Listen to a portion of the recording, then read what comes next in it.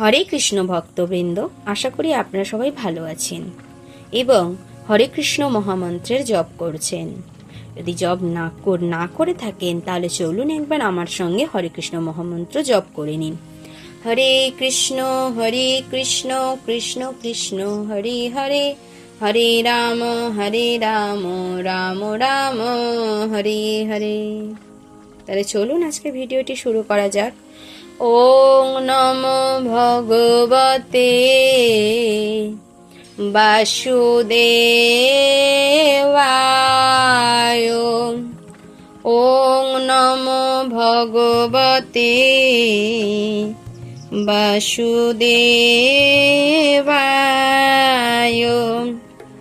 ওং নমো ভগবতে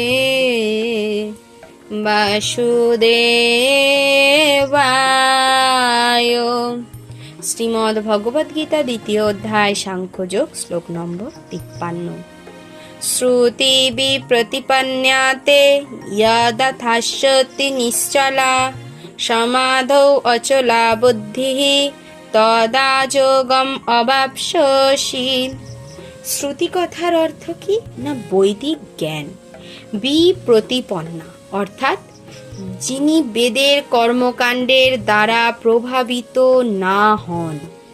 তে তোমার যদা শব্দের অর্থ হচ্ছে যখন, স্থাস্যতি থাকবে, নিশ্চলা অবিচলিত, সমাধৌ কৃষ্ণ ভাবনায় মত্ত হয়ে, অচলা স্থির বুদ্ধি, তদা তখন, যোগম আত্মতত্ত্ব যে জ্ঞান, অবাপ্স্যসি লাভ করবে। অর্থাৎ তোমার বুদ্ধি যখন বেদের আলংকারিক ভাষার দ্বারা আর বিচলিত হবে না এবং আত্ম উপলব্ধিরূপ সমাধিতে স্থির হবে, তখন তুমি দিব্য চেতনায় অধিষ্ঠিত হবে। সম্পূর্ণভাবে কৃষ্ণ ভাবনামৃত উপলব্ধি করতে পারলে সেই অবস্থাকে তখন বলা হয় সমাধি। অর্থাৎ যিনি পূর্ণ সমাধিস্থ হয়েছেন তিনি ব্রহ্ম, পরমাত্মা এবং পরমেশ্বর ভগবানকে উপলব্ধি করতে পেরেছেন। আত্ম উপলব্ধির চরম পূর্ণতা হচ্ছে ভগবানের সঙ্গে জীবের নিত্য দাসত্বের সম্পর্ক উপলব্ধি করা এবং তাই কেবল কৃষ্ণ ভাবনাময় কর্তব্যই পালন করা উচিত। কৃষ্ণ ভাবনাময় নৈষ্ঠিক ভক্তের বেদের মনোরম বর্ণনার দ্বারা বিক্ষিপ্ত হওয়া উচিত নয় বা স্বর্গসুখ ভোগ করার জন্য সকাম কর্মের অনুষ্ঠান করা উচিত নয়। কৃষ্ণ ভাবনাময় ব্যক্তির বা যিনি কৃষ্ণ ভক্ত তার সবসময় নিষ্কাম কর্ম করা উচিত, যাতে বৈকুণ্ঠ লোক প্রাপ্ত হয়। ভক্তিযোগে ভগবানের সেবা করার মাধ্যমে ভগবানের সঙ্গে সরাসরি যোগাযোগ স্থাপিত হয় এবং তার ফলে ভগবানের প্রতিটি উপদেশের মর্ম সেই দিব্য স্তরে যথাযথভাবে উপলব্ধি করা যায়। এই ধরনের কার্যকলাপের ফল অবশ্যই পাওয়া যাবে এবং পরম জ্ঞান লাভ করা যাবে। শ্রীকৃষ্ণ অথবা তার প্রতিনিধি শ্রী গুরুদেবের আদেশে কেবল ভগবানের সেবা করলেই সেটি সম্ভব হবে। আমাদের চলার পথে একজন আদর্শ গুরুদেবের খুব প্রয়োজন, কারণ গুরুদেবের সান্নিধ্য ছাড়া আমরা ভগবানের কাছে পৌঁছতে পারবো না। গুরুদেব আমাদেরকে ভগবানের কাছে যাওয়ার মার্গ পরিদর্শন করাবেন। তিনি আমাদেরকে বলে দেবেন আমাদের কি করণীয় আর কি করণীয় নয়, তবেই ভগবানের কাছে যেতে পারবো। তাই ভগবানের কাছে যাওয়ার জন্য গুরুদেবের আবশ্যিকতা অবশ্যই প্রয়োজন। শ্লোক নম্বর 54। অর্জুন উবাচ স্থিতপ্রজ্ঞস্য কা ভাষা সমাধিস্থস্য কেশব স্থিতদিহি কিং প্রভাষেত কিম আসিত ব্রজেত কিম। অর্জুন উবাচ, উবাচ শব্দের অর্থ হচ্ছে বলা। অর্থাৎ তাহলে কি দাঁড়ালো? অর্জুন বললেন। স্থিত প্রজ্ঞস্য, কৃষ্ণ ভাবনায় যিনি স্থিত অচলা বুদ্ধি বিশিষ্ট ব্যক্তির কথা এখানে বলা হয়েছে। কা, কা শব্দের অর্থ হচ্ছে কি। ভাষা সমাধিস্থ, আগেই বললাম যে সম্পূর্ণভাবে কৃষ্ণ ভাবনামৃত উপলব্ধি করতে পারলেই সেই অবস্থাকে বলা হয় সমাধি। তাহলে সেই রকম সমাধিস্থ ব্যক্তির কেশব শব্দের অর্থ হচ্ছে হে কৃষ্ণ, স্থিতধি কৃষ্ণ ভাবনায় স্থিত ব্যক্তি কিম অর্থাৎ কিভাবে, প্রভাসেত বলেন, কিম কিভাবে, আশিত অবস্থান করেন, ব্রজেত বিচরণ করেন, কিম কিভাবে। অর্থাৎ অর্জুন বললেন, হে কেশব, স্থিতপ্রজ্ঞ অর্থাৎ অচলা বুদ্ধিসম্পন্ন মানুষের লক্ষণ কি, তিনি কিভাবে কথা বলেন, কিভাবে অবস্থান করেন এবং কিভাবেই বা তিনি বিচরণ করেন। অর্থাৎ যে মানুষ সমাধিস্থ হয়েছেন, মানে যিনি সেই সমাধি অবস্থাকে তাতে পরিণত হয়েছেন, তিনি কিভাবে কথা বলেন, কিভাবে অবস্থান করেন, কিভাবেই বা বিচরণ করেন, তার মনুষ্যত্বের লক্ষণ কি।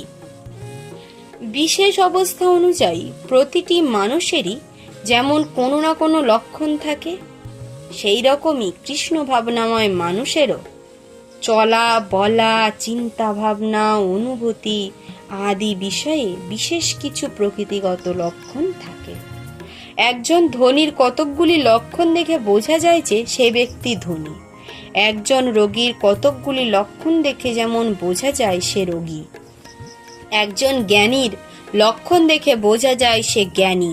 তেমনি শ্রীকৃষ্ণের অপ্রাকৃত ভাবনায় মগ্ন কোনো ভগবত ভক্তের বিভিন্ন রকম আচরণেও বিশেষ কিছু লক্ষণ দেখা যায়। ভগবত ভক্তের এই সমস্ত লক্ষণের বর্ণনা ভগবদ গীতাতে পাওয়া যায়। এই লক্ষণগুলির মধ্যে সবচেয়ে গুরুত্বপূর্ণ হচ্ছে তিনি কিভাবে কথা বলেন, কেননা কথা বলাই যে কোনো মানুষের সবচেয়ে গুরুত্বপূর্ণ গুণ। কথিত আছে, মূর্খ যতক্ষণ পর্যন্ত তার মুখ না খুলছে ততক্ষণ তার মূর্খতা প্রকাশ পায় না। হরি বল। বিশেষ করে সুসজ্জিত পোশাক পরিহিত মূর্খ যতক্ষণ না তার মুখ খুলছে তাকে চেনার উপায় নেই, কিন্তু যখনই সে মুখ খোলে তখনই তার পরিচয় প্রকাশ পায়। কৃষ্ণ ভাবনাময় মানুষের প্রাথমিক লক্ষণ হচ্ছে তিনি শ্রীকৃষ্ণ অথবা শ্রীকৃষ্ণ সম্বন্ধীয় বিষয় ছাড়া আর কোনো কথাই বলেন না। অন্যান্য লক্ষণ তখন স্বাভাবিকভাবেই তার মধ্যে প্রকাশিত হয়, যে সম্বন্ধে নিম্নে বর্ণনা করা হয়েছে। শ্রী ভগবান উবাচ প্রজহাতি যদা কামান সর্বান পার্থ মনোগতান আত্মনি এব আত্মনা তুষ্টঃ স্থিতপ্রজ্ঞঃ তদা উচ্যতে।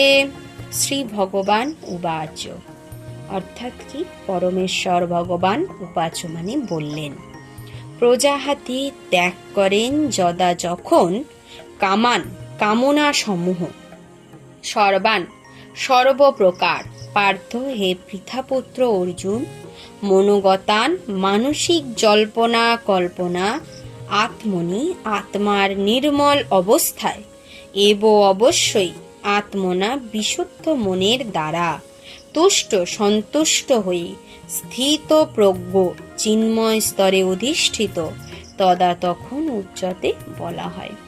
অর্থাৎ পরমেশ্বর ভগবান বললেন, হে পার্থ, মানুষ যখন মানসিক জল্পনা কল্পনা থেকে উদ্ভূত সমস্ত কামনা পরিত্যাগ করে এবং তার মন যখন এভাবে পবিত্র হয়ে আত্মাতেই পূর্ণ পরিতৃপ্তি লাভ করে, তখন তাকে স্থিত প্রজ্ঞ বলা হয়।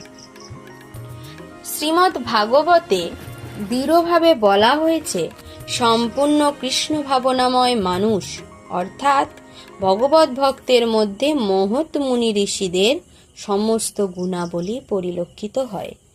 আর যারা সেই রকম চিন্ময় স্তরে স্থিত নয়, তাদের মধ্যে কোনো গুণই দেখা যায় না, কারণ তারা তাদের মানসিক জল্পনা কল্পনার কাছেই কেবল আত্মসমর্পণ করে থাকে। সুতরাং এখানে যথার্থই বলা হয়েছে যে জল্পনা কল্পনার মাধ্যমে সৃষ্ট ইন্দ্রিয় সুখ ভোগের সব রকমের ইচ্ছা পরিত্যাগ করতে হবে। কৃত্রিমভাবে এই ধরনের বাসনাকে সংবরণ করা যায় না।